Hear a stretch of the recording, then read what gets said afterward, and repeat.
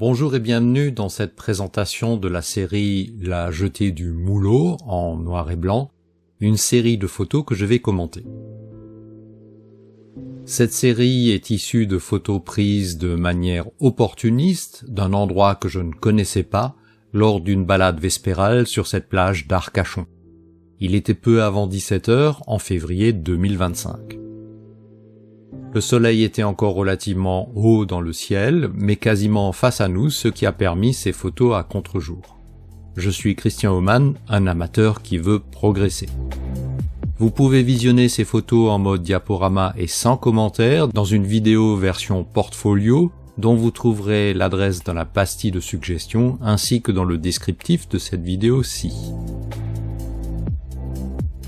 Cette première photo vous donne un aperçu de ce que nos yeux voyaient malgré l'éblouissement du contre-jour. J'appelle cette composition multicentrée car l'image peut se scinder en deux moitiés dont chacune raconte une histoire spécifique.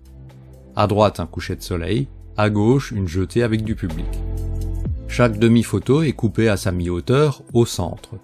La jetée occupe la moitié gauche et coupe cette moitié en deux au centre. D'où mon choix de laisser autant d'espace négatif à droite.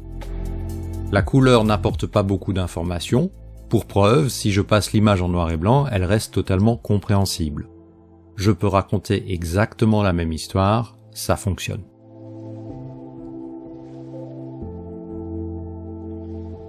Plus nous nous approchons de la jetée, plus l'aspect très graphique de l'image apparaît. Il y a peu de nuances de gris, ce qui détache parfaitement la structure de la jetée et les silhouettes humaines sur le fond très clair.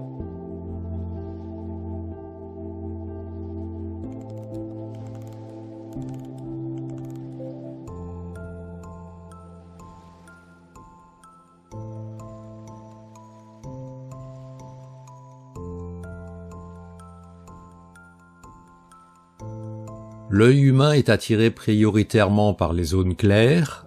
Dans cette image, il est très probable que votre regard embrasse la scène dans son ensemble, parcourt les zones claires, puis analyse les zones foncées.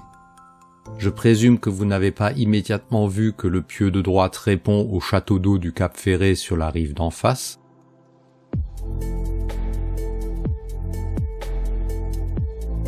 Vous n'avez probablement pas vu non plus l'homme sous la jetée fondu dans l'ombre.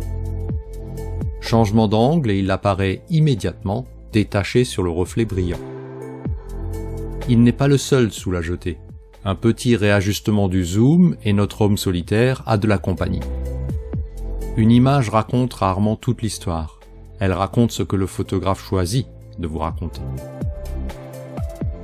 Les silhouettes sont un autre sujet photographique intéressant. J'aime beaucoup l'aspect graphique de cette image, on comprend tout ce qui s'y passe alors qu'on voit peu de détails.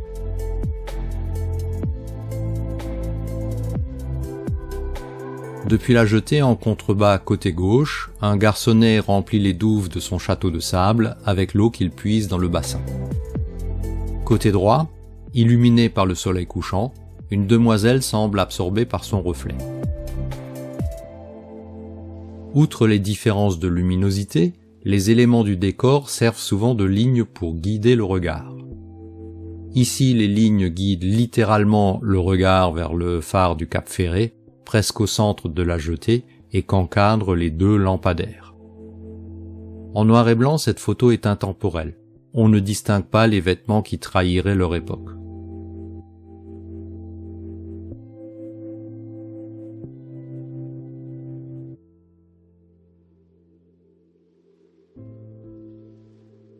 Intemporelle également cette image, avec un manège à l'ancienne qui brouille les pistes.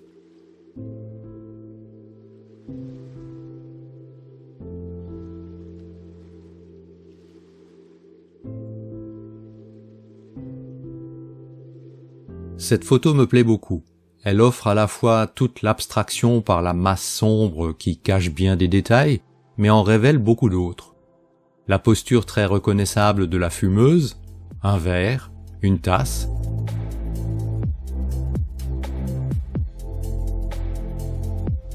La branche des lunettes, les visières des casquettes, la tête d'un enfant, la chaise, le cocktail, le phare dans le lointain, et bien sûr les rameaux de l'arbre.